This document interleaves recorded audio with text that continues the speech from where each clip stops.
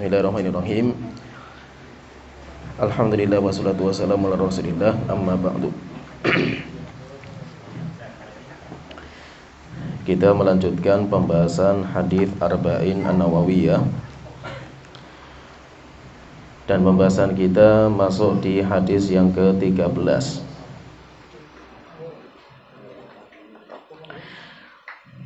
Al-Imam Nawawi rahimahullah ta'ala beliau berkata,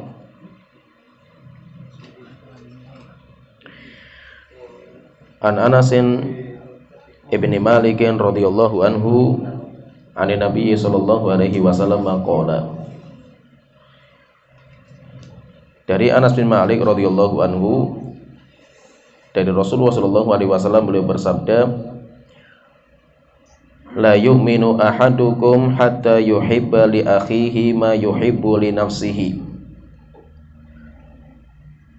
Tidak beriman salah seorang di antara kalian sampai dia mencintai untuk saudaranya apa-apa yang dia cintai untuk dirinya sendiri. Rawahul Bukhari wa Muslim. Hadis ini dikeluarkan oleh Imam Bukhari dan Imam Muslim. Hadis ini menjelaskan tentang ketinggian keimanan. Jadi iman itu bertingkat-tingkat.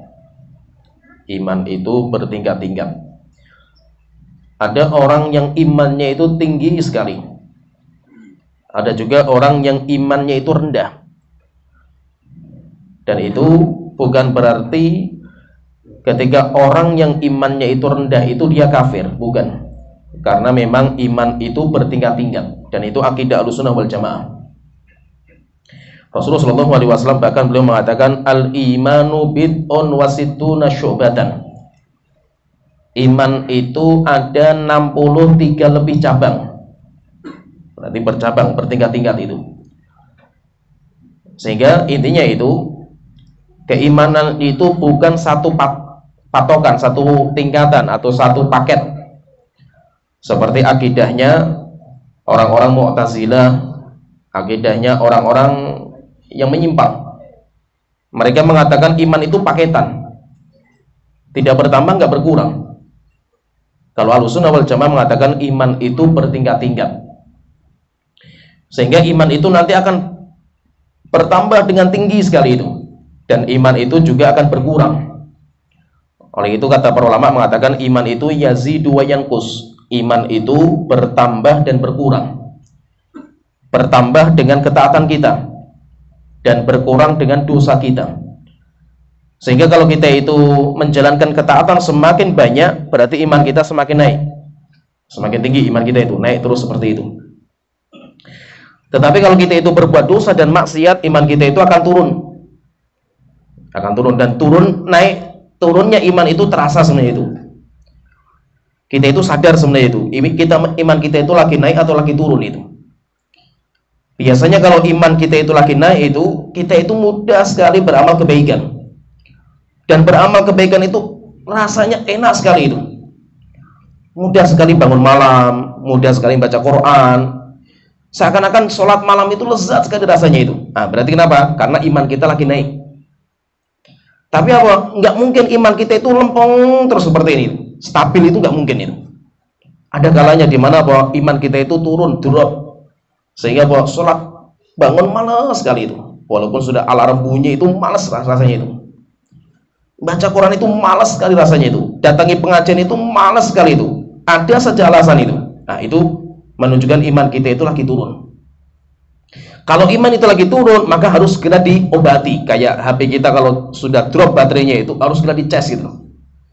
Dicasnya dengan apa? Dengan Al-Quran. Idza tuliyat alaihim ayatuhu zadatuhum imana. Orang yang beriman itu kalau dibacakan Al-Quran bertambah imannya. Maksudnya dibacakan itu apa? Dipelajari. Kita belajar agama. Maka majelis ilmu itu kan sebenarnya majelis untuk menaikkan iman kalau sudah drop. Oleh itu para sahabat itu kalau ketemu dengan sahabat yang lain itu, mereka kalau ketemu itu apa kata mereka? Hayya bina najlis sa'atan. Ayo kita duduk sebentar. Duduk. Untuk apa kita duduk? Nujaddid imanana. Ayo kita perbaiki iman kita, kita tambah lagi, kita cas lagi iman kita itu. Oleh itu intinya itu iman itu bertingkat-tingkat. Iman itu enggak satu tingkatan, tidak. Iman itu bertingkat-tingkat. Rasulullah SAW di sini membicarakan di antara ciri kalau iman kita itu tinggi itu. Ciri kita kalau iman itu kita itu tinggi itu. Cirinya apa? Kalau iman itu lagi tinggi, orang yang imannya itu tinggi itu, mereka itu orang-orang yang peduli dengan orang lain. Apalagi dalam masalah keimanan. Sehingga apa? Orang yang beriman kalau sudah tinggi iman mereka itu, dia itu mencintai untuk orang lain seperti yang dia cintai untuk dirinya sendiri. Sehingga apa? Dia itu peduli dengan orang lain. Apalagi sesama muslim. Dan kita itu semakin iman kita semakin tinggi itu nanti akan terbukti dengan ukhuwah kita. Namanya ukhuwah imaniyah itu. Oleh itu ketika ada orang mukmin tapi egois, nggak pernah mikir saudaranya, itu berarti rendah tingkatan dia itu. Karena Rasulullah SAW mengatakan tidak beriman. Maksudnya apa? Tidak akan tinggi iman seseorang sampai dia itu mencintai untuk orang lain seperti dia mencintai untuk dirinya sendiri. Akhirnya apa? Orang yang beriman itu ketika sudah kuat imannya itu, maka nanti akan muncul namanya ukhuwah imaniyah. Dinamakan dengan ukhuwah imaniyah. Dan ukhuwah imaniyah itu lebih kuat daripada ukhuwah nasabiyah. Pernasaban. Misalnya hubungan kita dengan orang tua, hubungan kita sama istri, hubungan kita sama anak, hubungan kita sama teman akrab, itu semuanya kalah. Kenapa? Karena iman kita itu lezat gitu. Iman kita itu lezat, dan ketika lezat itu, saking lezatnya itu, sampai akhirnya kita melihat orang-orang yang beriman itu luar biasa itu, cintanya kita itu. Semakin tinggi iman kita, semakin kita itu cinta sama orang-orang yang sama dengan kita itu. Sehingga semakin kuat hubungannya itu. Maka itu kalau kita perhatikan itu, kenapa Islam itu kuat sekali itu, zaman para sahabat itu. Dan kalau sudah kuat itu, ukhuwah imannya kalau sudah dibangun itu, nggak butuh waktu lama untuk menjadi kuat. Karena kuatnya Islam itu pada ukhuwah mereka. Islam itu nggak kuat karena militer. Islam itu nggak akan jaya karena ekonomi. Islam itu nggak akan hebat karena politik, nggak. Itu semuanya itu omong kosong, masa itu cuma fata morgana itu. Banyak orang-orang itu, juru-juru dakwah itu, pengen menjayakan Islam dengan ekonomi. Bagus. Tetapi mereka nggak punya pondasi itu. Pengen menjayakan dengan politik. Seakan-akan kalau kita sudah menguasai politik, kita akan jaya Islam itu. Rupanya apa? Gagal. Rupanya itu kuatnya Islam itu ketika ukhuwah terjalin ukhuwah di antara mereka itu pasti akan kuat. Dan itu para sahabat. Begitu para sahabat itu ketika iman mereka tinggi itu, ukhuwah mereka luar biasa. Mengalahkan hubungan nasab mereka, mengalahkan semua hubungan. Kenapa? Karena mereka sudah beriman. Oleh itu orang-orang yang beriman itu, dia itu nanti akan mencintai untuk saudara-saudara sama muslim itu seperti dia itu mencintai dirinya sendiri. Bahkan terkadang mereka itu ithar. Ithar itu mengedepankan orang lain daripada dirinya. Walaupun apa? Mereka butuh. Walau kana fihim khasasah. Walaupun mereka butuh juga itu. Wa yu'thiruna ala anfusihim. Mereka itu terkadang lebih mendahulukan saudara mereka itu. Walaupun mereka juga butuh itu. Dan itu para sahabat. Sehingga apa? Ketika sahabat itu sudah seperti ini, luar biasa kekuatan Islam itu, nggak main-main. Nah, itu sudah jamaah yang dirahmati Allah Ta'ala. Di sini kita akan membahas tentang derajat iman yang tinggi. Derajat iman yang tinggi itu ketika dia itu mampu mencintai untuk saudara sesama muslim sebagaimana dia mencintai untuk dirinya sendiri. Rasulullah SAW di sini beliau bersabda, la yu'minu, tidak beriman. Kalimat tidak beriman itu kan nafiyah. Kalau kita belajar bahasa Arab itu la nafiyah, yaitu sebuah kalimat yang negatif. Yang tidak itu kan negatif kan itu. Kalau bahasa kita ada kalimat positif, ada kalimat negatif kan itu. Kalimat negatif itu kalau ada kalau istilahnya itu nafi, ada beberapa kata yang menunjukkan peniadaan. Nah di sini Rasulullah mengatakan la, tidak ada iman, tidak beriman. Kalimat la namanya itu namanya la nafiyah lil jins atau la nafi. La yang bertujuan untuk menafikan, meniadakan itu. Itu kata para ulama itu, Peniadaan itu kalau kita bicara dalil itu nanti ada 3. Peniadaan itu ada 3. Masih biar kita nggak bingung. Terkadang kita itu masih tidak ada ini, tidak ini ada ini. Maksudnya apa itu? Jadi la, tidak, kalimat tidak itu tidak ada, tidak itu. Atau kalimat la nafi. Nafiyah itu, peniadaan itu nanti ada 3 macam. Yang pertama, peniadaan wujud. Namanya peniadaan wujud, nggak ada wujudnya. La ilaha illallah, tiada sesembahan yang wujud. Memang wujudnya hanya Allah, nggak ada wujud yang lain itu. La ilaha illallah, tiada sesembahan yang berhak disembah kecuali Allah Ta'ala. Wujudnya itu hanya Allah itu. Berarti apa? Selain Allah itu bukan dinamakan dengan ilah, sesembahan. Itu namanya la nafiyah lil wujud. Wujudnya nggak ada. Kemudian yang kedua, la nafiyah lisihah. La untuk menafikan kesahan, keabsahan. Menafikan keabsahan berarti apa? Enggak sah, tidak sah. Contohnya Rasulullah mengatakan la sholata liman lam yaqra bi fatihatil kitab. Tidak ada sholat bagi orang yang enggak baca Al-Fatihah. Tidak ada sholat, maksudnya apa? Tidak ada sholat yang sah. Pertanyaan, ada enggak orang sholat tanpa baca Al-Fatihah itu? Ada, banyak. Berarti apa? Bukan menafikan, menolak wujudnya. Wujudnya ada, orang sholat tanpa Al-Fatihah itu ada. Terus kalimat la sholata, tidak ada sholat, maksudnya apa? Tidak ada sholat yang sah. Berarti kalau ada orang sholat nggak baca Al-Fatihah, batal sholatnya itu. Karena penafian itu untuk keabsahan. Ya. Kemudian yang ketiga, la nafiyah lil kamal, peniadaan untuk kesempurnaan. Tidak sempurna. Contohnya Rasulullah mengatakan la sholata, tidak ada sholat liman yudafiul akhbathan. La sholata bihadratit ta'am, gak ada sholat, tidak ada. Kayak tadi Al-Fatihah itu, tidak ada sholat bagi orang yang gak baca Al-Fatihah.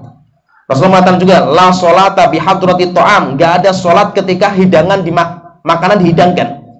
Wala huwa yudafil akhbathan, dan sholat ketika menahan kencing dan kentut. Sama-sama awalnya itu tidak ada sholat, tidak ada sholat, tidak ada sholat itu. Tapi para membedakan. Tidak ada sholat bagi orang yang tidak membaca Al-Fatihah, maksudnya tidak sah. Tidak ada sholat bagi orang yang ketika sholat itu hidangan sudah dihidangkan, tidak sempurna.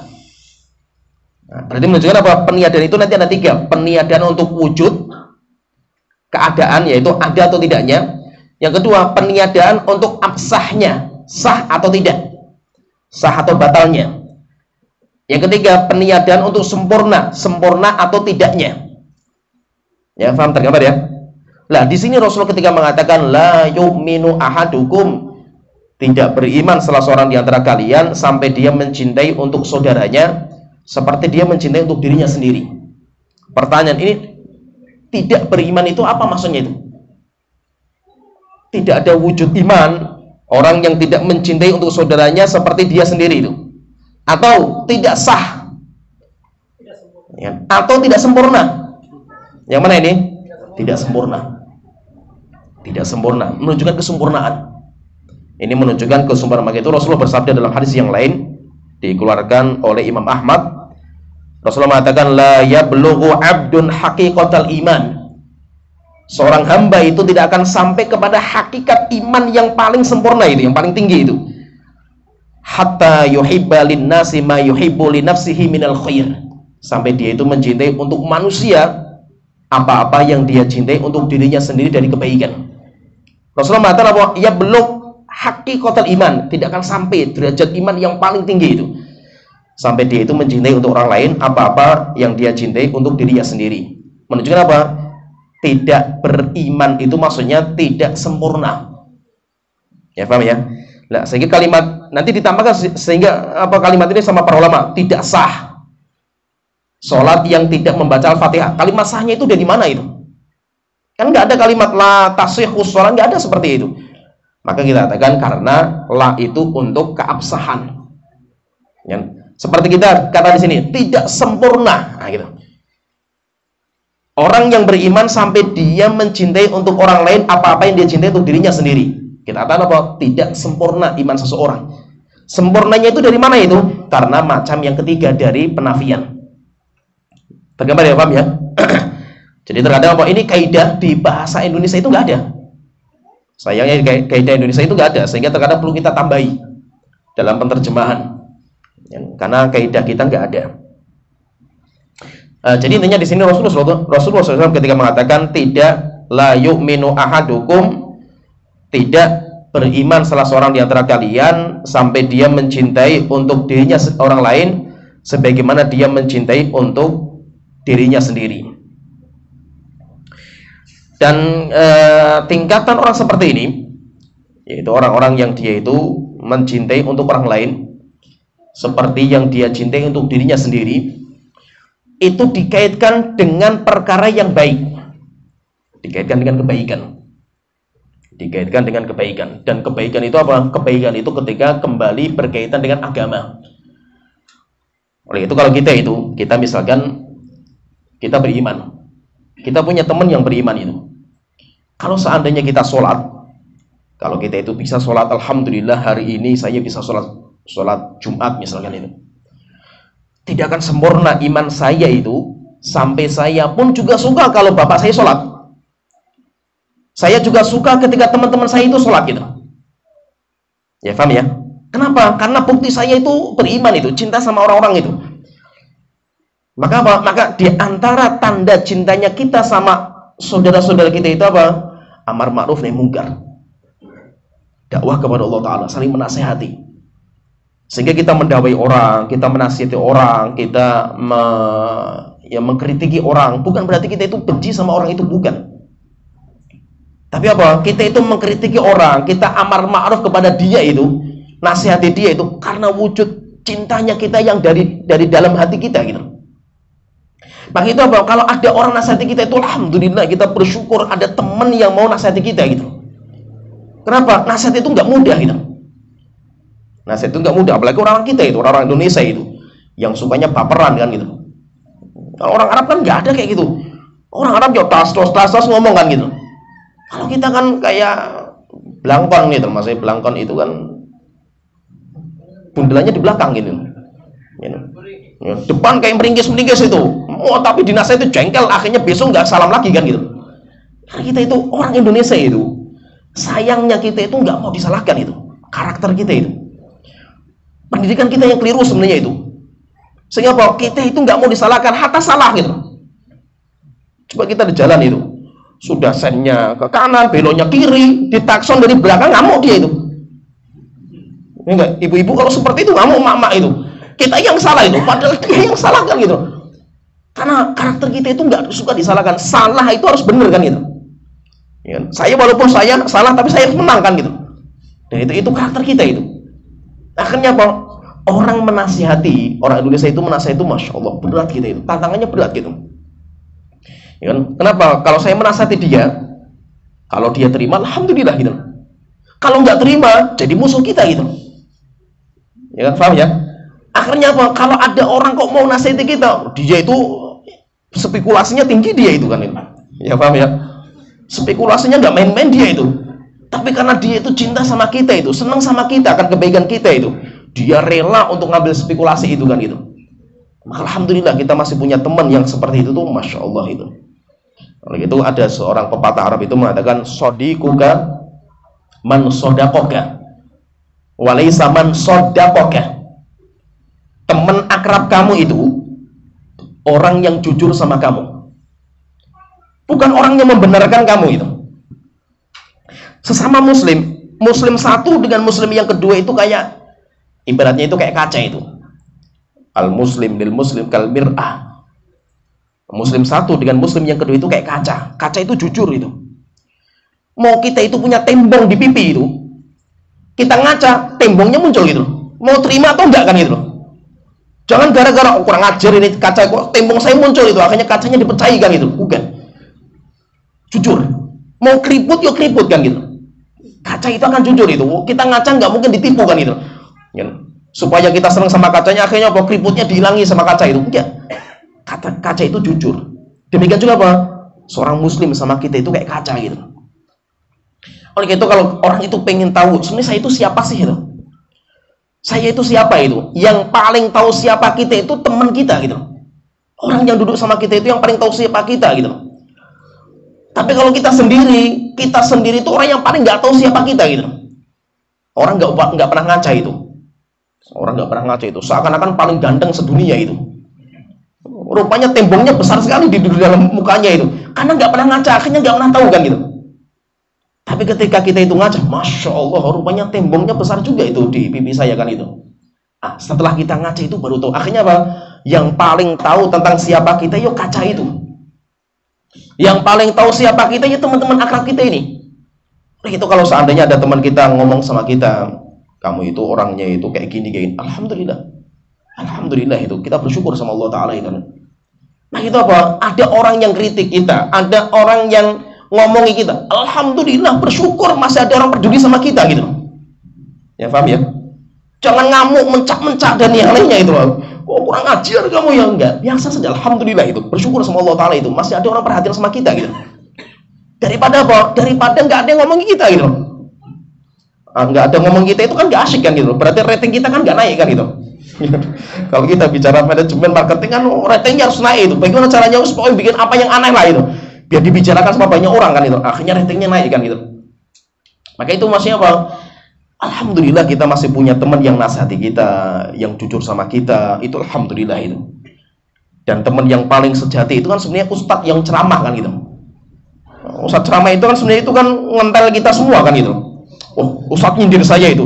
Ya bukan hanya kamu, semua disindir kan gitu. Kalau pengen gak disindir nggak usah ngaji kan gitu. Setiap ustadz ngomong mesti nyindir saya itu. Mesti nyindir saya itu. Lah wong Anda itu kerjanya riba, ya ustadznya bicara riba ya bicara kan gitu. Mosok gara-gara kamu datang akhirnya nggak mau bicara riba itu. Nanti kesindir itu yang kerja di bank gitu. Ustadz ya jujur itu. Ya kan? Ustadz itu paling jujur kan gitu. Ngomongnya ini ya ini, ngomong ini ya seperti ini kan gitu. Jangan sampai gara-gara jamaah kita itu ada yang seperti itu akhirnya kita malu untuk ngomong gitu. Sehingga kita jujur. Makanya alhamdulillah masa itu masih ada orang jujur sama kita itu. Ya, saya pernah itu. Ini cerita. Masih itu ya kita itu perlu bersyukur lah, bersyukur ada orang yang mau jujur sama kita itu. Masih ada yang ngomongin kita, masih ada yang alhamdulillah itu sebagai apa ya, maksudnya itu penyempurna diri kita lah itu. Kita itu nggak bisa sempurna kalau kita itu nggak tahu kurangnya kita itu apa kan itu. Ya paham ya? Kalau kita tahu oh saya kurangnya di sini nih, saya kurangnya di sini nih, berarti harus saya perbaiki nih. Dan rupanya apa? Untuk memperbaiki diri, menyempurnakan diri itu harus tahu kekurangan kita itu apa gitu. Baru kita sempurnakan itu. Nah, yang perlu difahami di sini itu terkadang itu ada orang yang nanti akan ngomong sama kita itu. Terkadang ngomongnya menyakitkan itu. Walaupun nasihatnya nggak tepat. Tapi apa kita nggak usah marah lah. Biasa saja alhamdulillah masih ada yang ngomongin saya itu. Jadi cerita masih itu ini perlu ya sebagai pelajaran sajalah itu. Kita itu kan ya namanya manusia itu. Terkadang kita jatuh dalam dosa dan maksiat. Dan siapa kita itu? Kita bukan malaikat. Terkadang itu ketika yang menasihati kita itu orang yang mungkin ratingnya di bawah kita lah itu. Istri kita lah atau anak kita lah dan yang lainnya itu banyak yang nggak terima gitu. Ketika nggak terima akhirnya apa? Dia akan meluapkan kemarahan sama orang yang menasihati dan itu nyata. Itu terjadi di mana-mana itu. Oleh itu kalau seandainya misalkan ada istri kita kok mau ngomong sama kita itu, Mas kamu itu sebenarnya kayak gini itu. Karena ini nggak boleh gini-gini. Alhamdulillah masih ada orang yang mau bantu saya gitu. Dan itu maksudnya apa? Maksudnya itu ada orang nasihati kita itu bersyukur alhamdulillah itu. Umar bin Abdul Aziz itu dia itu punya anak. Termasuk anaknya masya Allah lah, bagus sekali anaknya itu. Pernah suatu ketika itu anaknya datang ke kantor bapaknya itu. Kemudian anaknya mengatakan, Bapak, dia ngambilnya bukan Bapak, ya Amirul Mukminin, wahai Khalifah. Saya bicara itu bukan bicara anak sama Bapak, bukan. Saya di sini akan bicara antara saya rakyat dengan engkau sebagai Khalifah kaum muslimin. Kemudian memberikan nasihat, kenapa kamu punya pijakan seperti ini? Ini kan kebijakan yang zalim itu kepada orang-orang dan yang lainnya lah, dinasihati, banyak lah dimarahi sama anaknya itu. Ketika mendapatkan nasihat dari anaknya nangis itu Umar bin Abdul Aziz itu. Setelah itu dipeluk anaknya itu. Setelah itu dia mengatakan, alhamdulillah saya bersyukur kepada Allah Ta'ala ketika saya punya anak yang masih mau luruskan saya itu, anak yang mau bantu saya masuk surga itu. Dengan cara apa? Ketika saya jatuh saya diingatkan gitu. Nah itu apa? Ketika kita itu dinasihati sama orang itu, Masya Allah, kita perlu bersyukur sama Allah Ta'ala itu. Tapi kenyataannya itu, menerima nasihat itu mati-matian kita itu, karena karakter kita yang keliru dari awal. Saya dapatkan beberapa kasus istrinya ustadz itu. Jadi terkadang itu banyak ahwat itu, umat itu curhatnya ke saya itu. Suaminya nggak pernah tahu gitu. Saya akrab sama suaminya itu, akrab sekali sama suaminya itu. Saya nggak pernah tahu bagaimana dia di rumahnya itu. Taunya ketika istrinya curhat itu, Masya Allah, rupanya beli itu seperti itu kan itu. Masya Allah. Nah itu, ini cat. Ya masih saya ceritakan nggak apa-apa, tapi yang penting saya nggak menyebutkan nama lah itu. Ada seorang ustadz, dia Masya Allah lah ustadz ya, kalau ceramah dan yang lain Masya Allah lah itu. Ya akrab sama saya. Subhanallah itu, istrinya itu suatu ketika cerita sama kita itu, curhat lah itu. Suami saya itu kayak gini. Tolong dinasihati ustaz gitu. Ya wes, khair insyaallah lah. Akhirnya saya nasihati itu. 4 mata kita berdua gitu, nggak ada yang tahu gitu. Dan saya nasihati pelan-pelan. Saya muqaddimah bukanya itu ngalor ngidul dulu itu, wes muter-muter dulu itu, nggak langsung ke sana gitu. Jadi politiknya dulu lah itu, main cantik dulu, muter nggak karuan gitu. Sampai akhirnya ketika sudah tenang, santai, dia sudah nggak ngos-ngosan itu. Baru saya ngomong itu, Ustadz gini. Ngamuk setelah itu, walaupun nggak di situ bang ngamuknya itu lah. Ini apa pulang 3 hari istrinya nggak diajak ngomong itu. Coba bayangkan itu. 3 hari itu diboikot sama suaminya itu.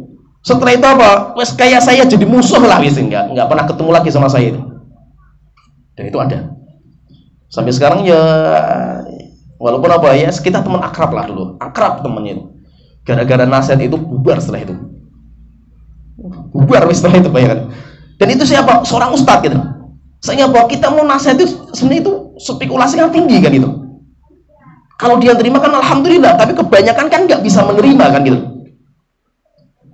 Maka itu kita mau nasihat itu berat, orang Indonesia itu berat sekali menasihati karena seperti ini karakter kita gitu. Oleh itu maksudnya itu apa? Kita itu perlu bersyukur ketika ada orang yang mau nasihati kita itu. Dan itu perlu dirubah. Karakter kita mau kita rubah itu.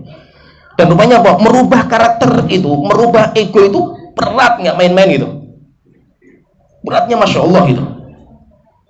Kita yang dulunya misalkan ya, kita laki-laki misalkan, masa saya dinasihati sama istri saya itu, kurang ajar kan gitu. Nah itu ego kan itu. Kita misalkan salah itu, kita disalahkan sama anak kita itu, jengkel juga kita itu, walaupun kita salahkan gitu. Ya. Jadi karakter kita seperti itu apa? Kita itu perlu bersyukur ketika kita punya teman-teman yang meluruskan kita kalau kita itu jatuh gitu. Daripada apa? Kita kumpul sama dia, kita jatuh dibiarkan kok gitu. Itu kan teman jahat orang seperti ini kan itu. Ya. Tapi kita perlu teman-teman seperti itu dan perlu belajar. Ini pun perlu belajar lama memang. Ya. Saya pun juga alhamdulillah maksudnya itu banyak belajar dari guru kita. Saya dulu belajar di Yaman, belajar juga di Surabaya, Masya Allah lah. Kita ngambil banyak pelajaran adab yang itu jarang kita dapatkan di kitab. Karena itu praktek langsung kita melihat guru kita gitu. Dan itu biasanya itu apa? Adabnya guru itu nanti akan membekas ke kita itu. Itu maksudnya apa? Kita itu belajar untuk menahan ego kita. Selama yang dibicarakan itu pribadi kita gitu. Kalau yang dibicarakan pribadi kita, nggak apa-apa gitu. Tapi kalau sudah dibicarakan agama Allah, nah itu kita akan berjuang untuk membela agama Allah Ta'ala itu. Tapi kalau diri kita yang disikat, ya biarin saja, itu urusan dia dengan Allah, bukan urusan kita kan gitu. Terkadang apa? Terkadang kita, apalagi kita sebagai seorang ustadz gitu.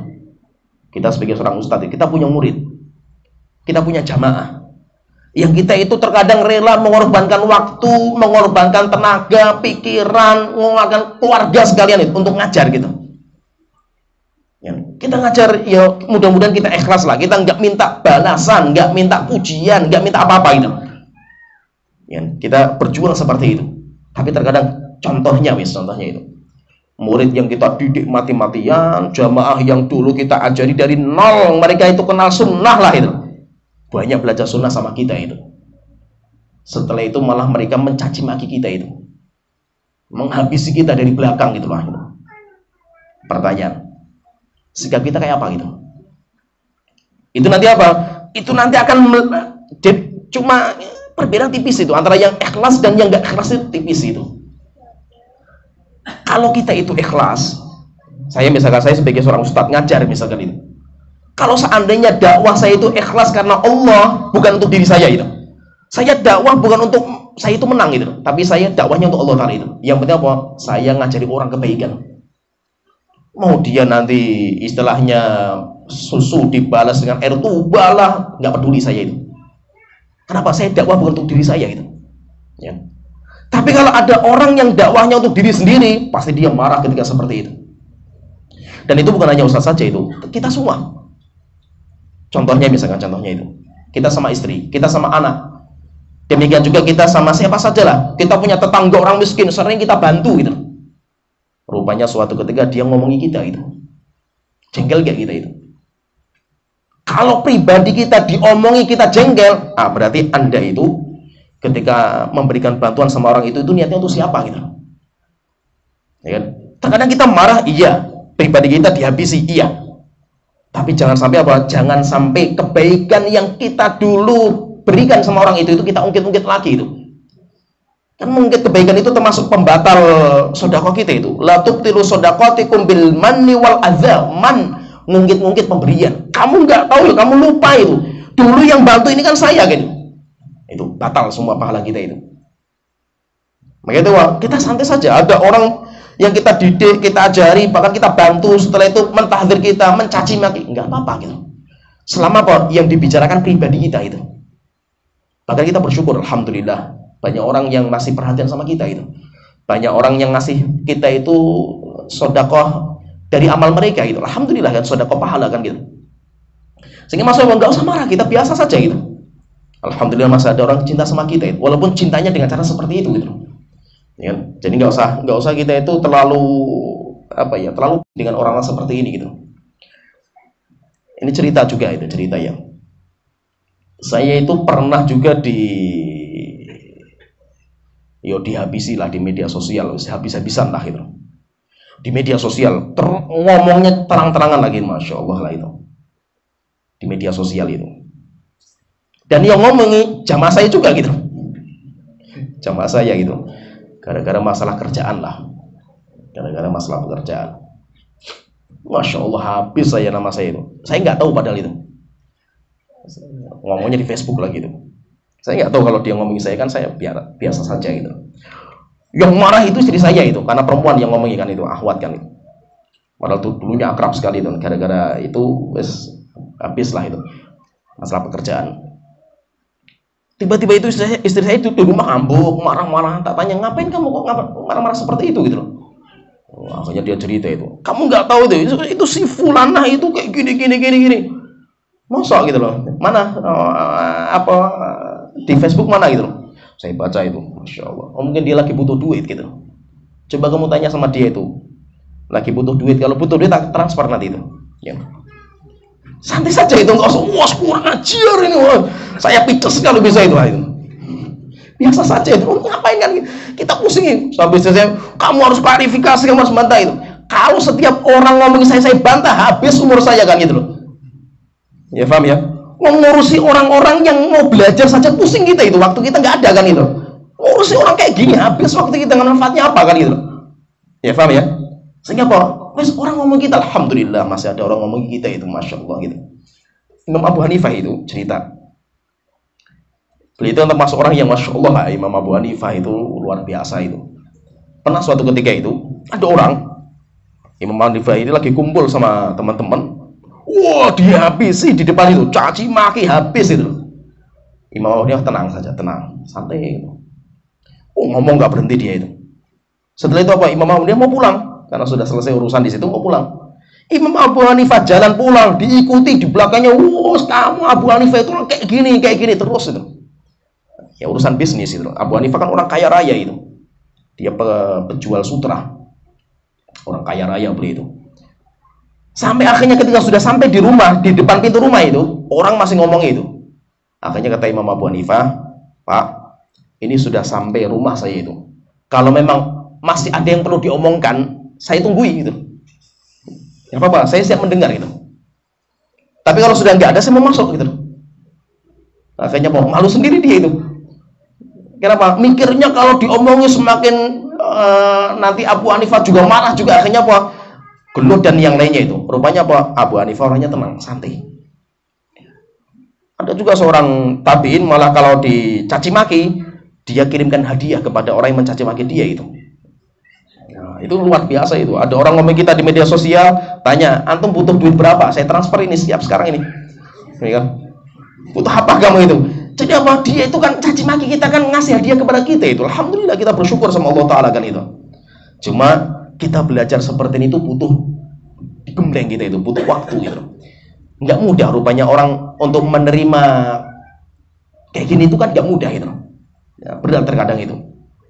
Tapi apa? Kita itu perlu belajar. Jadi intinya itu ketika kita itu mencintai seseorang, kita itu beriman kepada Allah Ta'ala, maka tandanya kita itu harus mencintai untuk saudara kita apa-apa yang kita cintai untuk diri kita. Dan itu tanda kalau kita itu mencintai saudara kita itu. Jadi kalau kita itu cinta, kita itu bisa sholat, kita sholat itu alhamdulillah kita senang gitu. Maka nggak akan sempurna cinta iman kamu sama Allah Ta'ala sampai kamu ajak orang-orang untuk sholat.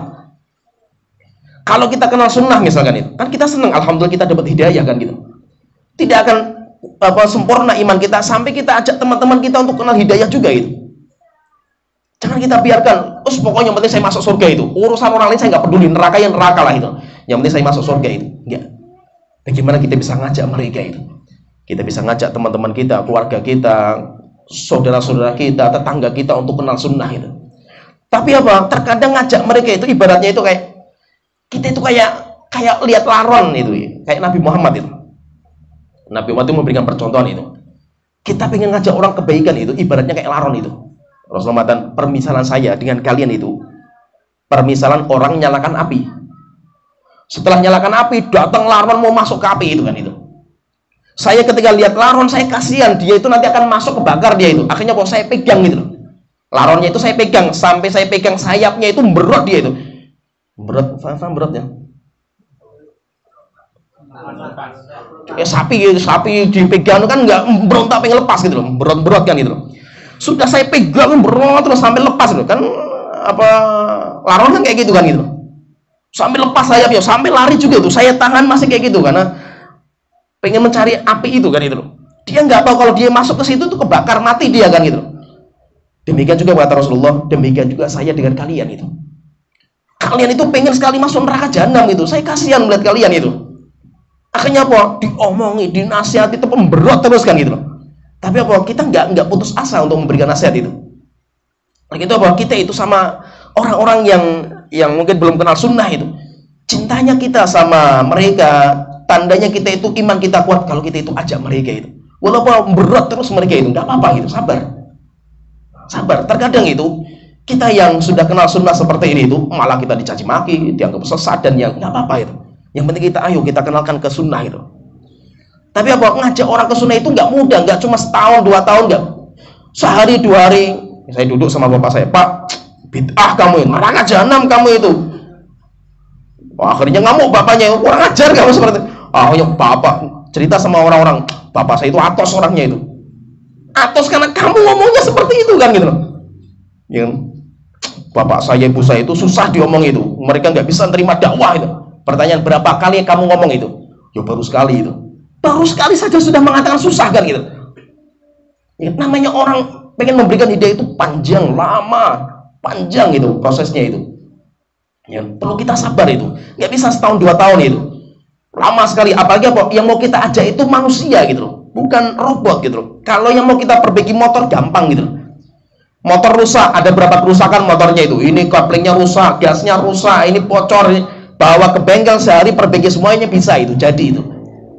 Yang kita perbaiki itu manusia punya hati dia itu. Nah, ketika punya hati atau punya tertib dalam nasihat itu punya ilmunya itu. Kita harus punya strateginya itu. Ada cara menasihati orang itu, ada caranya itu. Ya. Caranya bagaimana? Coba kita perhatikan. Caranya itu ambil yang paling parah dulu. Kan Rasulullah kan caranya seperti itu. Rasulullah mengatakan kepada Mu'adz, "Wahai Mu'adz, kamu nanti akan datang ke Yaman. Di Yaman itu orang Kristen. Kalau kamu sampai ke sana, pertama ajak mereka untuk syahadat. Itu dulu, fokus ke itu. Kalau mereka sudah menerima syahadat, ajarkan mereka sholat. Kalau mereka sudah mau sholat, ajarkan mereka untuk bayar zakat. Terus targetnya seperti itu. Sehingga apa? Kalau kita melihat bapak kita itu berkumpul banyak sekali kejelekan itu. Bapak saya itu mainnya dukun, punya cekelan di rumah itu misalkan ya, nggak sholat, ngerokok, mainnya riba, dan yang banyak terkumpul semua kerusakan lah misalkan itu. Ini mana dulu yang mau kita perbaiki itu? Rokoknya dulu Pak, rokok haram Pak itu. Rokok itu nanti gampang rokok itu. Orang kenal sunnah sendiri dia meninggalkan rokok kan gitu. Nanti ada awal dulu yang mau kita bahas apa itu. Ya paham ya? Dan itu yang menjadi permasalahan kita dakwah. Kenapa nggak diterima itu masalahnya ini itu. Kita nggak punya cara kan gitu. Sakit kita itu terkadang gitu. Nggak sabar gitu. Saya punya bapak misalnya. Saya punya bapak sendiri. Bapak saya itu dukun. Sehingga saya pun dulu sering belajar sama bapak saya itu ilmu kedukunan gitu. Sampai dulu itu ngeramal hari baik bisa saya itu. Ya kan? Kalau pernah dengar ilmu-ilmu kejawen, ada namanya Brojo Musti, Merogo Sukmo, itu. Kalau pernah dengar itu, saya dulu belajar itu juga itu. Puasa-puasa kejawen, puasa mute, ngerokok, ada buahnya itu puasa-puasa. Saya pun juga seperti itu juga dulu itu. Saya orang kejawen gitu, bapak saya orang kejawen, tulen. Ya. Bapak saya orang kejawen. Ya kan? Sukanya itu kalau malam itu cari tempat-tempat angker gitu. Wis biasanya kayak gitu orang-orang kejawen itu. Cari kesaktian lah, macam-macam lah itu. Nggak sholat. Sholatnya itu seringnya jam 12 malam di kuburan sama murid-muridnya itu. Ya kan? Ngerokok. Ya. Ngerokok itu. Wis cukur jenggot, musbil kumpul semua lah itu. Nah, sekarang kita lihat orang seperti ini, mau apa kita ini, dapat yang mana dulu kan itu. Ya paham ya? Itu butuh proses panjang itu, enggak mudah itu. Kita doa terus sama Allah Ta'ala. Kemudian ketika kita sudah doa, caranya itu kita ambil dulu hatinya itu. Dan itu paling penting. Paham ya ini? Cara kita mau dakwai orang itu, ambil dulu hatinya. Ali bin Abi Thalib itu mengatakan, orang itu ibarat singa, binatang buas. Semakin dikasari, semakin kasar dia itu. Terus bagaimana kalau kita berhadapan dengan binatang buas itu? Dilus-lus, dibaiki, dia nanti akan luluh hatinya itu. Caranya bagaimana? Cari amalan yang bisa membuat luluh hatinya itu. Kalau saya sama bapak saya itu, cara luluhnya itu apa? Saya bakti. Karena saya itu ketika masih muda ya nakal lah itu, nggak pernah bakti sama orang tua, nggak pernah bantu, nggak inilah. Ketika kita ngaji kenal sunnah itu, apa yang saya kerjakan pertama itu? Pertama itu saya itu mulai rubah akhlak saya dulu itu. Ya, mulai rubah akhlak, mulai mijiti bapak. Setelah itu nyapu rumah. Sampai akhirnya bahwa saya cuci bajunya bapak saya itu. Nangis bapak saya lihat saya itu. Berubah drastis, semakin berjenggot kok semakin Masya Allah kan gitu. Ketika sudah selesai itu, baru saya diskusi. Saya sering ngobrol sama bapak itu. Masalah-masalah agama lah, gini, masalah ini, gini. Sampai kita terkumpul, oh berarti bapak saya itu pemikirannya kayak gini. Terus sampai saya membuat pertanyaan-pertanyaan yang bapak saya mesti nggak bisa itu. Gimana kalau seperti ini Pak? Gimana? Sampai bingung bapak saya itu. Ketika sudah bingung, akhirnya dia tanya sama kita, kalau kamu pendapatnya apa gitu? Nah, sudah mulai terbuka kan gitu. Kalau saya pendapat saya ini. Fokusnya kepada kesyirikan itu. Alhamdulillah, yaitu hidayah dari Allah Ta'ala itu. Menerima. Sehingga bahwa dukun ditinggalkan. Perdukunan ditinggalkan. Dan meninggalkan perdukunan itu nggak main-main, itu berat. Alhamdulillah bisa dibersihkan itu. Saya tahu apa? Ini sudah selesai kesyirikan, fokus ke sholat. Akhirnya saya nasihati masalah sholat terus itu. Sampai akhirnya bahwa awal-awal bapak saya sholatnya di rumah, nggak apa-apa. Nggak sholat di masjid nggak apa-apa. Malu, awal-awal sholat di masjid itu malu sekali bapak saya itu. Sholatnya di rumah nggak apa-apa. Lama-lama datang lagi saya nasihati sampai sholat jamaah di masjid. Alhamdulillah. Setelah itu apa? Fokus kepada haram, masalah riba. Mulai saya bicara masalah riba, lama-lama alhamdulillah tinggalkan. Masalah kerjaan, sampai banyak lah perkara itu. Itu butuh proses dan lama sekali prosesnya itu. Alhamdulillah dengan proses itu, alhamdulillah diterima itu. Yaitu dakwah kita itu diterima sama orang tua itu. Setelah itu kakak saya, tetangga saya ajak semua itu. Pelan-pelan, nggak bisa saklek itu, nggak bisa gitu. Kita perlu pelan-pelan itu. Saya di Salatiga itu, sampai tetangga-tetangga saya yang bapak ibunya nggak sholat itu, anaknya bisa saya pondokkan gitu. Saya waktu itu program saya ketika kenal sunnah itu, kan pertama kali saklek saya itu. Biasalah orang kenal sunnah itu kayak orang baru kenal satu jurus gitu. Semuanya ditantang dulu semua gitu. Seakan-akan kita masuk surga itu. Saya langsung pakai wes ini. Wes itu lihat muka orang itu neraka semua wes pokoknya, yang surga cuma saya kan itu. Akhirnya sering mau gelut gitu sama orang itu.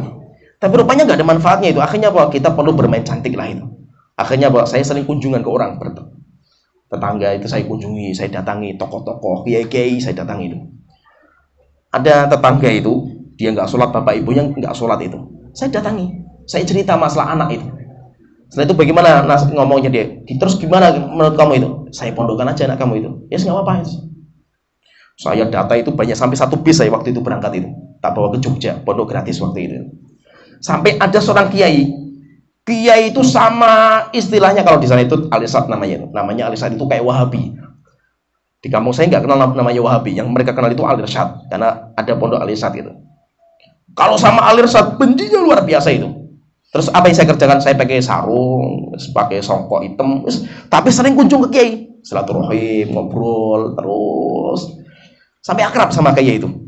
Akrab, nggak ada masalah lah, akrab, kita asik lah itu. Suatu ketika saya bicara masalah anaknya itu. Rupanya anaknya itu kan nggak mondok, setelah itu pulang gitu loh, minggat dari pondok itu. Saya tanya, Ustadz gimana Pak Kiai gini-gini. Bingung juga saya, anak saya itu kok nggak mau mondok itu. Gimana kalau saya pondokkan Pak Kiai itu gratis gitu loh. Wah nggak apa-apa, bagus. Sampai akhirnya saya kumpulkan, waktu itu saya berangkat ke Jogja itu, saya antar itu naik nyewa bis kita itu. Karena banyak yang saya pondokkan itu. Subhanallah itu waktu itu, alhamdulillah kiainya itu nggak mau berangkat gitu. Waktu itu saya nggak bisa nganter, saya ada urusan. Alhamdulillah hati saya itu. Kalau nganter lihat pondoknya bubar ini pokoknya itu, Mas. Kita sudah kamuflase seperti ini, kalau ketahuan nanti pondoknya kan itu. Yes, alhamdulillah nggak apa-apa Pak Kiai, nanti biar saya nganter. Alhamdulillah hal itu. Saya bersyukur nggak berangkat itu. Sebelum hari H itu dia mengatakan, alhamdulillah saya bisa ini, longgar saya itu.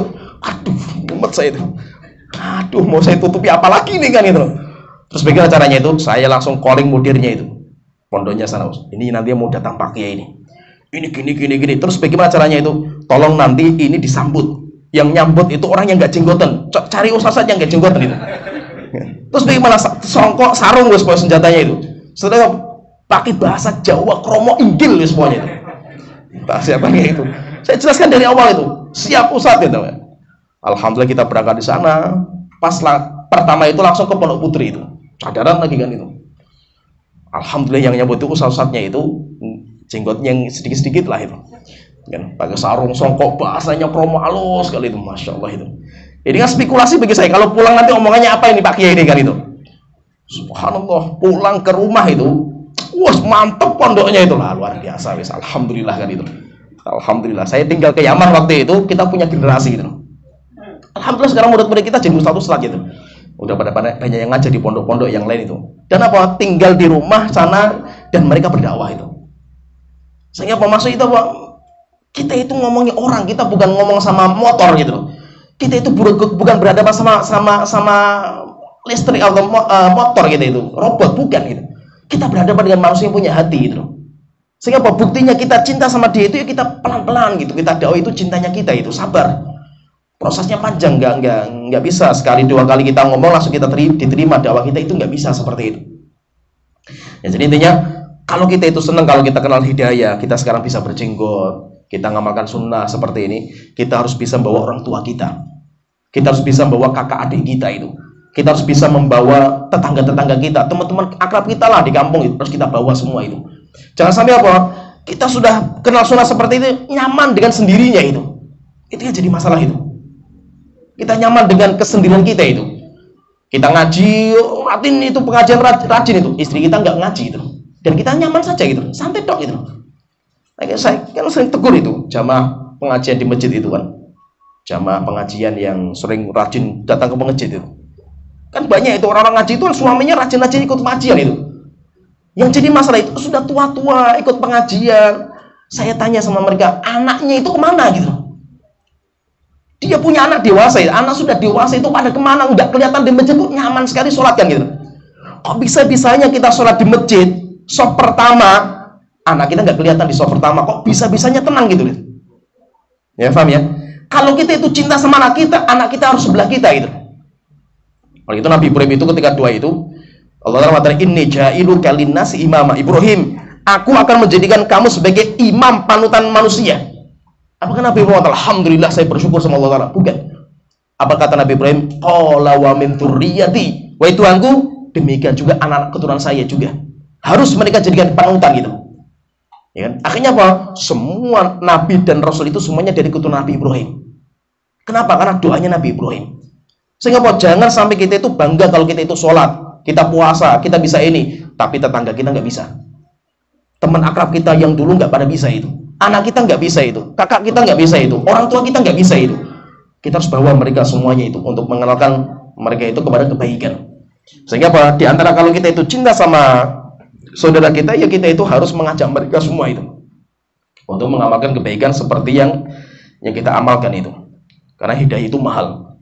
Hidayah itu mahal. Bagaimana kita bisa membawa keluarga kita itu kepada hidayah.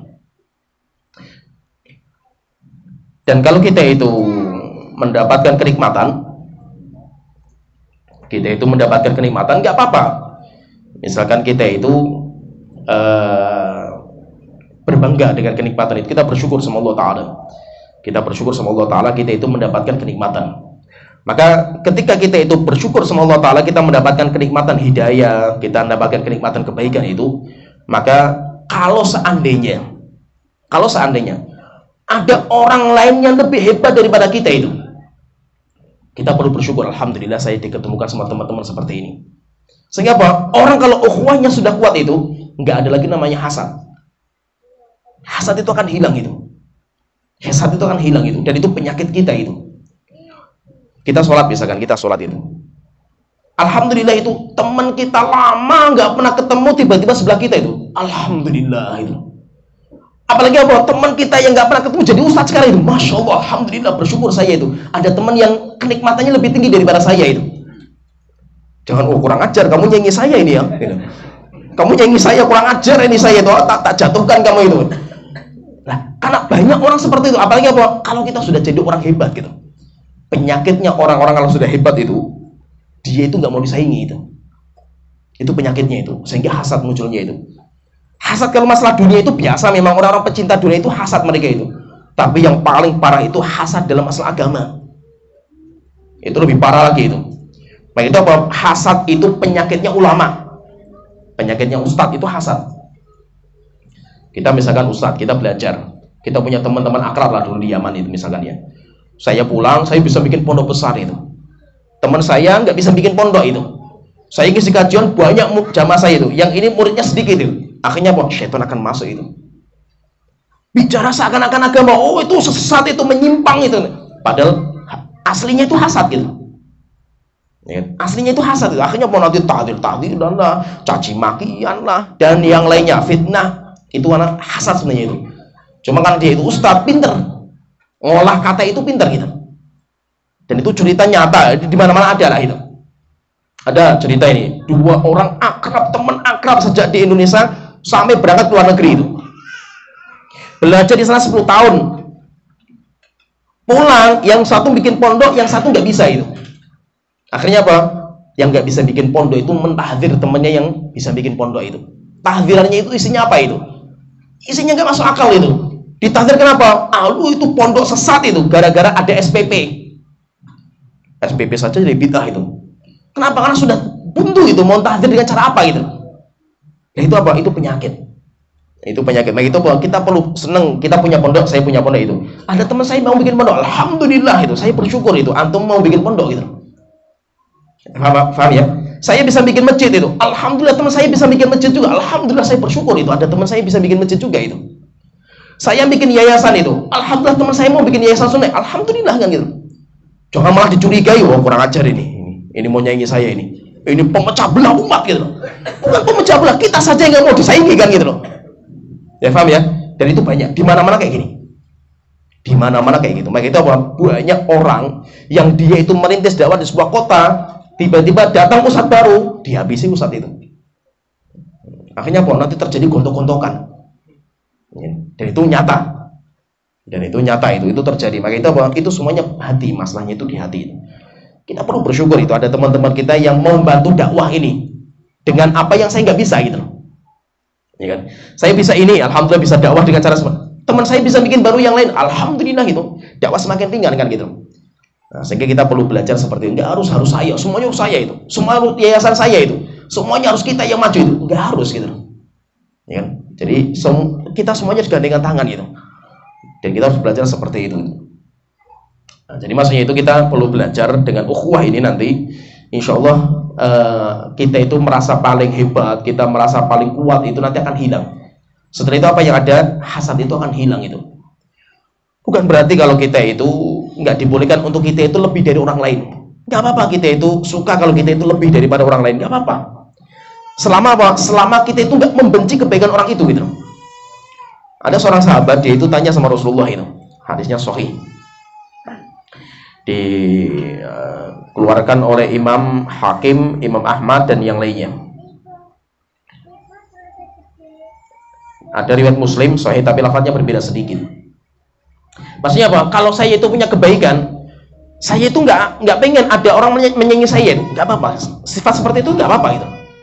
Selama apa? Selama kita itu jangan membenci kebaikan orang lain. Ya, paham tergambar ya? Saya pengen menjadi orang yang paling baik, nggak apa-apa itu. Keinginan itu bagus kan itu. Karena dengan itu nanti akan adanya fastabiqul khairat, berlomba-lomba dalam kebaikan itu. Yang tidak boleh itu apa? Membenci kebaikan orang lain, apalagi sampai menjatuhkan. Ini akan menjadi masalah kita itu. Ada seorang sahabat, Abdullah bin Mas'ud, beliau cerita. Beliau mengatakan, ataitu Nabi Shallallahu Alaihi Wasallam. Saya pernah mendatangi Rasulullah Shallallahu Alaihi Wasallam. Wa indahu Malik bin Murarah ar-Rawahi. Di sampingnya beliau itu ada seorang sahabat namanya Malik bin Murarah ar-Rawahi. Fa adraktuhu wa huwa yaqul. Saya ketika sama Rasulullah ngobrol sama beliau, tiba-tiba Malik ini yang tadi duduk bersama Rasul itu tiba-tiba dia ngomong, tanya sama Rasulullah itu, ya Rasulullah, qad qusima li minal jamali ma tara. Sungguh Allah itu telah memberikan kepada saya kegandengan seperti yang kau lihat ya Rasulullah. Saya itu orang ganteng gitu. Dan memang orang Arab paling ganteng dia itu, terkenal. Setelah itu dia mengatakan, fama ahabbu ahadan minan nasi faddalani bi syirakaini fama fawqahuma. Dan saya pengen menjadi orang yang paling ganteng gitu. Saya itu menjadi orang yang pengen seperti itu gitu. Paling ganteng, saya itu orang yang paling ganteng di sini itu. Alaysa dzalika huwal baghi. Bukankah, apakah ini itu termasuk kezaliman ya Rasulullah itu? Apakah itu tuh boleh atau enggak? Saya punya, hati saya itu kayak gitu ya Rasulullah itu. Saya nggak mau disaingi gitu. Saya nggak mau disaingi itu. Itu termasuk kezaliman atau enggak itu? Termasuk sombong nggak seperti itu? Maka Rasulullah mengatakan, la, tidak. Laisa dzalika bil baghi, itu bukan termasuk kezaliman. Walakinnal baghi man batarul haq. Tetapi yang dinamakan dengan sombong itu, zalim itu adalah orang yang menolak kebenaran. Wa ghamtun nas, dan orang-orang yang merendahkan orang lain. Dan riwayat yang lain Rasulullah mengatakan, innallaha jamilun yuhibbul jamal. Allah itu maha indah dan Allah suka yang indah-indah itu. Ada orang tanya, ya Rasulullah, saya itu sukanya kalau pakai baju itu baik, bagus baju saya itu. Ada orang pakai baju bagus, saya harus lebih bagus itu. Saya itu suka kalau pakai sandal itu bagus, saya itu orangnya itu necis gitu.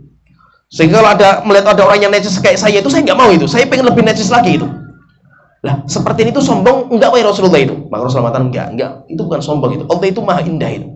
Dan Allah itu cinta yang indah itu. Walakinnal kibr batarul haq wa ghamtun nas. Tapi namanya sombong itu, dia itu menolak kebenaran. Kalau yang datang membawa kebenaran itu orang yang di bawah kita standarnya itu. Wa ghamtun nas, dan orang yang meremehkan orang lain. Itu yang dinamakan orang sombong. Maka kita itu pengen menjadi orang yang lebih hebat itu nggak apa-apa itu. Itu nggak apa-apa. Apalagi kalau kita melihat teman kita itu hebat, kita pengen menyaingi dia itu nggak apa-apa. Itu namanya ghibthah. Itu beda dengan hasad. Itu namanya ghibthah. Ghibthah itu apa? Kita berlomba-lomba untuk menjadi yang terbaik. Itu namanya ghibthah, dan itu para sahabat. Para sahabat itu berlomba-lomba. Kalau masalah kebaikan, mereka berlomba-lomba itu, mereka itu. Kalau sudah urusannya itu masalah kebaikan. Ada orang miskin, dia itu nggak bisa sedekah gitu. Jengkel dia itu. Jengkelnya itu apa? Ya dia itu merasa dia itu pengen lebih dari itu. Akhirnya dia datang ke ahlu tutur bil darajatil ula. Ya Rasulullah, orang-orang kaya lebih hebat dari kita, wahai Rasulullah itu. Mereka puasa kayak kita, sholat kayak kita, tapi mereka bisa sedekah yang kita nggak bisa itu. Tolong wahai Rasulullah, tunjukkan amal yang bisa menyaingi mereka itu. Maka Rasulullah mengatakan, ya udah, saya ajarkan amal kamu bisa lebih hebat dari mereka itu. Yaitu apa? Tasbih, takbir, tahlil 33 kali. Akhirnya para sahabat pulang, dia itu menyembunyikan amalnya itu. Jangan sampai orang kaya itu tahu itu. Wes pokoknya sembunyi itu. Bocor juga ke orang kaya itu. Akhirnya apa? Orang kaya ngamal gitu itu. Akhirnya jengkel juga mereka. Duh, kalah lagi saya itu. Akhirnya apa? Orang-orang ini datang lagi ke Rasulullah. Ya Rasulullah, ketahuan sama orang kaya ya Rasulullah itu amal saya itu. Akhirnya mereka mengamal seperti itu. Maka Rasulullah mengatakan, "Dzalika fadlullah yu'tihi man yasha." Itu karunia yang Allah berikan kepada siapa yang Allah kehendaki itu. Tapi hebatnya itu apa? Dia itu nggak suka kalau dia itu disaingi dalam kebaikan itu. Bukan berarti apa? Harus merendahkan, harus menjatuhkan orang lain, bukan itu. Tapi saya itu pengen lebih daripada dia itu. Ya. Kalau seperti ini baik, berlomba-lomba dalam kebaikan itu. Itu sesuatu yang mulia itu. Tetapi kalau kita itu benci sama kebaikan orang lain, itu namanya hasad. Hasad itu apa? Saya nggak suka orang lain, kebaikan orang lain itu saya nggak suka gitu. Ya, itu namanya hasad. Dan hasad yang paling parah itu hasad dalam masalah agama. Sehingga saya nggak suka ada orang bikin pondok, itu saya nggak suka itu. Biar yang di kota ini pondok milik saya saja itu, ya kan? Saya nggak suka ada ustadz selain saya itu. Itu jadi masalah itu. Tetapi kalau kita seorang muslim itu, bahkan terkadang itu kita itu harus ya apa ya, syaitan lah itu semuanya syaitan itu. Dan memang kita itu perlu banyak belajar, dan ya syaitan akan masuk dari pintu itu. Apalagi bagi juru dakwah.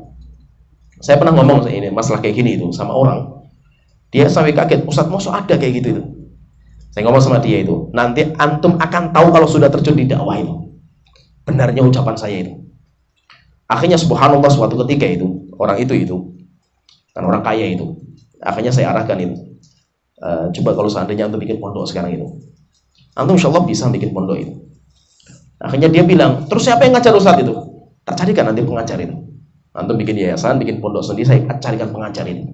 Alhamdulillah ketemu pengajar, saya gadokkan. Alhamdulillah klub mereka bikin pondok pesantren itu. Awal-awal bikin pondok kumpul sama saya itu.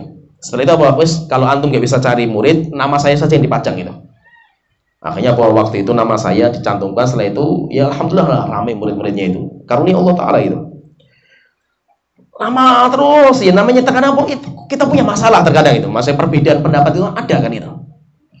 Nah, setelah itu ya kayak gitulah, ada masalah dengan saya, masalah pemahaman lah, beda pendapat sedikit lah itu. Ya setelah itu dia kayak gitu itu. Subhanallah dia ikut kajian saya lagi itu. Setelah itu dia tak dudukan, gimana? Antum merasakan nggak apa yang saya omongkan dulu itu? Dia ngomong, benar Ustaz, Masya Allah ya. Rupanya kalau kita sudah terjun di dakwah itu, pengennya kita yang menang itu, yayasan kita yang paling kuat itu, sekolah kita yang paling jaya itu. Dan itu terasa itu. Oke, saya katakan memang antum ketika saya omongi kayak dari dulu itu, antum nggak tergambar kecuali kalau antum sudah terjun itu. Maka apa? Kita harus belajar. Belajar itu apa? Kita itu terkadang itu harus bantu teman-teman kita itu. Walaupun apa? Walaupun yang kita punya sesuatu yang perlu ya kita harus masa itu legowo lah dengan kebaikan orang. Alhamdulillah kita bersyukur ada yayasan muncul lagi, ada ini muncul lagi, itu kita perlu bersyukur. Tapi rupanya bahwa prakteknya nggak seperti itu. Prakteknya itu yang terjadi di hampir semua dakwah sunnah itu ego. Yang main itu ego. Ketika di sini, mungkin di daerah sini antum belum terasa, karena dakwah sini masih ya permulaan lah itu, masih permulaan. Mungkin antum di sini nanti bikin yayasan, setelah itu bikin pondok, sekolah dan yang lainnya, nggak terasa. Terasanya apa? Ketika ada orang lain bikin pondok, ketika orang lain bikin sekolah, ketika orang lain bikin dakwah juga itu nanti akan terasa itu. Ya. Bagaimana sikap antum itu? Kalau antum itu alhamdulillah kita bantulah itu. Nah, berarti memang kita belajar untuk ya kita itu hilangkanlah rasa hasad kita, rasa benci kita itu. Nah, jadi intinya kalau kita itu merasa kita itu harus lebih baik daripada orang lain, itu bagus. Itu bagus, karena itu termasuk kebaikan. Kita berlomba-lomba dalam kebaikan. Tetapi kalau sampai kita itu menjelekkan, sampai merendahkan, sampai kita punya niatan untuk membubarkan dia, nah itu hasad. Dan hasad itu nggak terasa. Hasad itu nggak terasa. Banyak, rupanya orang itu hatinya hasad, penuh hasad, tapi dia nggak terasa. Maka itu apa? Hasad itu semua hati kita ada. Insya Allah kita semuanya punyalah itu. Karena Syekhul Islam mengatakan tidak ada hati kecuali dalamnya itu ada hasad, bawaan. Jadi hasad itu kayak bawaan. Itu semua kita akan punya itu. Bedanya bahwa kalau dia itu beriman, dia akan berjuang untuk mengobati itu. Tapi kalau dia itu nggak mempunyai keimanan, semakin ditampakkan itu. Maka coba perhatikan ya. Masih ini sebagai tarbiyah diri lah itu. Kalau kita hari ini punya masalah dengan siapa saja, coba perlu kita berlatih itu. Kita kalau punya masalah itu, saya tanya, kita lagi punya masalah dengan teman kita, sama-sama pengajian kayak gini lah, suatu ketika itu punya masalah bisnis lah, tiba-tiba kita ribut sedikit, akhirnya ya sudahlah, kita masih ribut lah gitu. Saya tanya itu, ketika kita ribut sama orang, waktu yang paling menjengkelkan itu kapan itu? Dimana kita itu paling jengkel lah sama orang itu, kapan? Kapan itu? Dimana antum nanti akan benci, jengkel, pokoknya mangkel itu. Kapan itu? Ayo. Ketika orang berhasil? Enggak. Kapan puncak atau jengkelnya antum itu akan semakin membara gitu? Kapan itu? Ketika mau tidur. Benar nggak? Saking jengkelnya sampai kita nggak bisa tidur itu. Ya bolak-balik bantal nggak bisa tidur itu. Saking jengkelnya, kurang ajar, mites kalau bisa itu. Jengkelnya saya itu ada. Nah itu akhirnya apa? Kita pura-pura tidur, mata kita terpejam, tapi hati kita kayak umum gitu loh. Jadi jengkelnya orang itu ketika mau tidur itu. Beda kalau kita siang-siang hari, kita banyak kerjaan, masih banyak pikirannya dipikirkan itu. Ya kan? Tapi kalau sudah malam, sudah sunyi, sudah pada tidur semua itu. Wah itu semakin umum gitu. Karena setan akan ngipasi kita waktu itu. Terus bagaimana caranya itu? Caranya itu kalau mau tidur, kita lagi punya masalah sama orang itu, caranya apa? Bersihkan hati kita. Bagaimana caranya? Maafkan orang itu, doakan. Itu luar biasa. Jangan sampai kita tidur dalam posisi hati kita masih punya beban sama orang muslim itu. Itu amal terberat. Masya Allah, beratnya luar biasa itu. Tapi kalau kita istiqomah menjaga ini, Masya Allah, pahalanya itu. Pernah Rasulullah itu ketika di masjid, kumpul dengan para sahabat, setelah itu Rasulullah mengatakan itu, sebentar lagi ada orang penghuni surga yang masuk masjid dari pintu itu. Semua mata para sahabat menuju pintu itu. Tiba-tiba masuk seorang Ansor. Sebagian riwayat mengatakan Abdullah bin Salam. Kaget terheran-heran para sahabat, Masya Allah, penghuni surga ini. Besoknya Rasulullah duduk lagi itu. Tiba-tiba Rasulullah mengatakan, nanti sebentar lagi ada penghuni surga yang masuk dari pintu masjid ini. Para sahabat lihat pintu itu. Tiba-tiba orang itu masuk lagi itu. Sampai 3 hari Rasulullah mengatakan seperti itu. Akhirnya ada seorang sahabat yang dia itu penasaran itu, amal dia apa sih sampai 3 hari Rasulullah mengatakan penghuni surga itu. Maka dia izin sama Rasulullah, ya Rasulullah, kalau seandainya saya bertamu sama ke rumahnya orang itu, boleh nggak itu? Saya ingin tahu amal dia itu. Kalau saya silakan gitu. Hari pertama bertamu sampai bermalam orang itu. Cuma apa? Cuma pengen lihat amal dia itu apa itu. Hari pertama nggak ketemu itu. Amal dia apa sih? Kok biasa juga itu. Kata dia, mungkin dia masih menutupi itu. Besok saya tamu lagi lah itu. Bermalam lagi, pengen lihat sholat malamnya kayak apa. Sama juga itu, beda, ada bedanya itu. Sampai 3 hari dia itu bermalam itu. Setelah itu dia terus terang itu, sahabatku, saya itu bertamu sebenarnya gak ada tujuan gitu. Cuma saya itu penasaran, kenapa kamu itu menjadi penghuni surga itu? Amal kamu itu apa gitu, yang membuat kamu itu seperti itu. Akhirnya dia mengatakan, kalau amal saya biasa. Sholat saya kayak kalian, gak ada bedanya itu. Sholat malamnya, puasa biasa itu. Tapi saya punya amal, dan itu saya jaga. Amal itu. Saya berharap amal ini yang bisa memasukkan saya ke surga gitu. Akhirnya ditanya, amal kamu apa itu? Saya itu kalau mau tidur, saya evaluasi dulu hari ini saya punya masalah dengan siapa itu. Oh, saya tadi lagi punya masalah sama si A. Oh, saya punya masalah si B. Saya tadi lagi benci sama si C. Saya lagi gunjing si. Terus saya itu hari ini saya punya masalah sama siapa itu. Akhirnya Pak, saya maafkan semua mereka dan saya doakan satu persatu itu. Saya punya cita-cita bahwa saya tidur dalam kondisi hati saya sudah bersih dari permasalahan dengan orang muslim itu. Makanya kata sahabat ini mengatakan, Masya Allah, itu amal terbaik. Dan itu amal yang paling berat itu.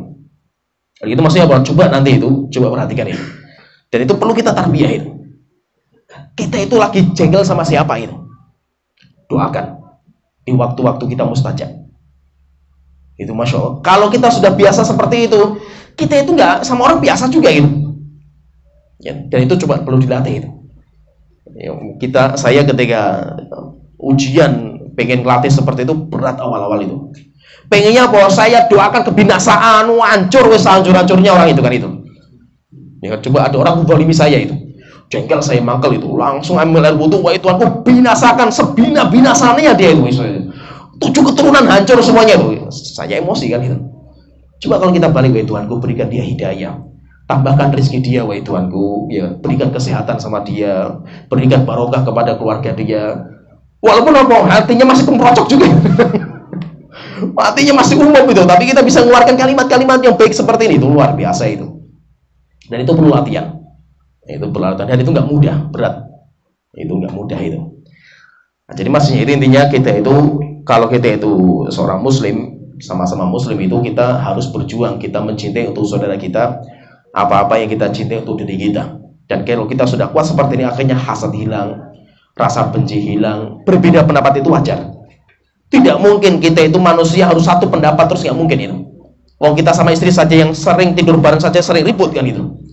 Apalagi sama orang-orang yang kita nggak orang kembar saja sering ribut kan itu. Kita orang berbeda, nggak mungkin kita itu satu kata terus itu. Kita kan berbeda pendapat. Tapi apa? Perbedaan itu jangan menjadikan kita itu bercerai-berai. Kita berbeda pendapat, tapi kita itu bersaudara. Dan itu yang perlu belajar. Imam Syafi'i itu kata beliau, ada seorang itu namanya Yunus As-Sodafi. Dia bercerita, "Ma ra'aitu aqalan nas ila Syafi'i." Saya tidak pernah melihat orang yang paling cerdas, paling berakal kecuali Imam Syafi'i itu. Akhirnya dia ditanya, "Kok bisa? Kenapa kamu mengatakan seperti itu?" Beliau mengatakan, "Saya itu pernah debat sama beliau." Sampai Imam Syafi'i sampai ngangkat suara kita itu. Sampai ribut, sampai gebrak-gebrak kita debat itu. Selesai debat, enggak sekata itu. Imam Syafi'i masih di atas pendapatnya, saya di atas pendapat saya itu. Sampai ramai kita debatnya itu. Setelah selesai, saya pulang. Imam Syafi'i juga pulang, menuju ke rumahnya itu. Setelah itu beliau balik, Imam Syafi'i itu. Terus jemput saya itu, ngampiri saya, kemudian ngerangkul saya, gandeng saya pulang bareng gitu. Apa kata Imam Syafi'i sama saya itu? "Ya Aba Musa, wahai sahabatku," namanya Abu Musa, Yunus As-Sodafi itu. "Allah yastaqimu ikhwanan walulam naftafik ala mas'ala fi hadil mas'alah." Kenapa kita nggak bisa bersaudara? Kita nggak bisa menjadi teman akrab, walaupun dalam masalah ini kita berbeda gitu. Nggak apa-apa, kita dalam masalah ini berbeda itu. Tapi yang penting apa? Kita itu jangan kita korbankan persahabatan kita itu. Ya kan? Nanti kita ribut di yayasan itu. Yayasan masalah dunia itu. Jangan sampai apa? Perbedaan pendapat dalam masalah yayasan membuat kita itu ribut juga dalam masalah beragama itu sangat murah sekali itu. Kalau seandainya cuma beda pendapat saja sampai ribut seperti ini. Apalagi cuma beda pendapatan gitu. Gara-gara beda pendapat saja ribut, Masya Allah itu. Kalau nggak pendapatan yang ribut kan itu. Ya, jadi dan itu terlalu murah sekali ukhuwah kita kalau seperti itu. Sehingga maksudnya bahwa kita jagalah ukhuwah kita. Kita punya teman, alhamdulillah, teman-teman yang kenal sunnah itu teman paling sejati. Jaga teman-teman seperti ini. Kalau seandainya memang ada perbedaan kita dengan dia, ada masalah dengan dia, kita doakanlah gitu. Kita maafkan mereka itu. Ya, kita maafkan mereka itu. Jadi, ya biasa saja itu. Biasa saja itu. Terkadang apa? Ya, syaitan itu masuk dari banyak pintu itu. Ada pintunya karena perempuan. Dan itu ada itu. Gara-gara dia itu naksir si A, perempuan si A itu. Tiba-tiba apa? Temennya itu lebih awal itu, kurang ajar kamu itu, waduh gitu. Kembang desanya sudah keambil itu. Akhirnya apa? Permusuhan setelah itu ada. Dan itu nyata itu. Bukan masalah yang ini nyata gitu. Terkadang masalah apa? Ya banyak sekali lah kalau kita itu teman akrab dulunya, teman-teman ngaji, beda sedikit ya Allah, Masya Allah itu. Ada juga beda karena kongsi sama ustadz gitu. Ada seseorang itu, dia bisnis lah, kongsi sama ustadz gitu. Akhirnya apa? Berbeda pandangan dalam bisnis. Ustadznya dihabisi di media massa itu. Ada juga orang seperti itu. Masya Allah itu. Terkadang masalah utang piutang gitu. Ya, ada teman, masya Allah ketika lagi mau ngutang muncul di rumah kita terus, mukanya kelihatan terus gitu. Masya Allah itu. Ketika kita mengeluarkan duit ngutangnya dia hilang, setelah itu nggak tahu pada kemana ini orang hilang ini. Subhanallah, nanti kita ketemu lagi biasa saja gitu. Kalau mau ditagih-tagih gitu. Kalau nggak mau ditagih wes kita maafkan gitu. Jangan sampai apa? Terkadang gini, terkadang itu. Saya sebagai ustaz ini cerita saja ya. Ini mudah-mudahan bukan termasuk sombong itu. Tapi mimba fabini mati robika hadits lah itu. Sebagai pelajaran saja itu. Terkadang itu jamaah kita itu kan nganggap ustaz kayak Superman gitu. Punya problem masalah agama, curhatnya ke ustaz gitu. Problem masalah keluarga, curhatnya ke ustaz gitu. Problem masalah percintaan, curhatnya ke ustaz juga gitu. Problem masalah kerjaan, carinya ustaz. Ustaz saya belum kerja, ustaz. Kerjaan di mana? Ustaz saja nggak punya kerjaan kan gitu loh. Masya Allah. Dan itu masya Allah. Seakan-akan ustaz semua kan gitu loh. Kan? Ini masih ada orang sampai ya kayak gitu tuh. Ustaz saya nggak punya kerjaan itu. Mau kerja apa saya ustaz? Yo cari kerjaan yang lain, mau saya juga nggak punya kerjaan itu. Nggak sampai di situ itu. Setelah itu ngutang gitu. Seakan-akan ustaz itu kaya raya semua itu, masya Allah lah gitu. Ngutang gitu loh. Ya kita lihat sih nggak apa-apa lah, teman akrab kita itu. Kita utangi itu. Tapi yang mau terkadang kita itu kalau mau ngutangi jamaah kita itu malas gitu. Bukan kita nggak mau ngutangi gitu. Malasnya itu apa? Setelah utang nggak ngaji lagi gitu loh. Lebih mahal ngajinya daripada duitnya gitu loh. Kalau duitnya cuma berapa sih gitu loh. Terkadang mau ngajinya itu ditinggal gitu. Gara-gara nggak bisa bayar akhirnya mau hilang gitu loh. Kasihan gitu loh. Kasihan gara-gara masalah seperti itu loh. Akhirnya apa? Ada beberapa orang kayak gitu itu. Datang ke rumah saya, minjem utang, tak pinjemi itu. Setelah itu nggak ngaji, akhirnya apa? Antum ngaji nggak apa-apa, walaupun nggak bayar itu, sudah saya ikhlaskan gitu. Selesai mau apa lagi kan gitu. Ya kan? Kalau saya nggak ikhlas tak tagih gitu. Kan? Tapi kalau saya nggak nagih berarti saya ikhlaskan gitu. Kenapa? Kita itu nggak mungkin lah gurundul dalam dua perkara itu. Sudah kita gurundul nggak dapat duit kan gitu. Jadi kalau kita ngutangi orang itu, kalau memang kita butuh, minta gitu. Ya, kalau kita itu lagi butuh, kita nggak punya duit itu, minta gitu. Tapi apa? Saya nggak enak, nggak minta. Tapi gurundul gitu loh. Kalau memang kita itu nggak mau minta, ikhlaskan gitu. Sehingga apa? Minimal kita mendapatkan pahala. Sudah pahala nggak dapat karena gurundul, duit nggak dapat gitu loh. Minimal apa? Minimal ada yang kembali itu. Kalau nggak dapat duit, ya nggak dapat pahalanya lah itu. Jadi apa? Kita belajar seperti itu. Jadi jangan sampai lah ukhuwah kita itu kita korbankan gara-gara masalah dunia itu. Sangat mahal sekali, remeh sekali lah dunia itu bisa mengorbankan ukhuwah kita itu. Ya paham ya. Jadi kita punya teman-teman seperti ini sekarang itu, apalagi yang kenal sunnah itu, jaga dengan baik-baik. Jaga. Kita punya teman masalah dengan si A, dengan si B, jaga. Kita terkadang harus ngalah, kita doakan. Kita sudah ngalah kok dia nggak bisa, ya nggak apa-apa itu. Yang penting apa? Kita doakan itu di waktu-waktu mustajab, waktu-waktu ketika dia nggak tahu kalau kita doakan itu. Ya, banyak orang-orang yang kita doakan dia nggak tahu kalau kita doakan itu. Sekarang kan kalau kita punya masalah dengan kita itu isinya cuma didoakan kejelekan, enggak, kita doakan kebaikan. Cuma dia nggak tahu kalau kita doakan itu. Dan itu harus belajar. Coba. Masya Allah. Ya sampai di sini aja, masya Allah ini, masya Allah. Ya sampai di sini wa akhiru da'wana alhamdulillahirabbil alamin sallallahu alaihi Muhammad wa ala alihi wa sahbihi ajmain.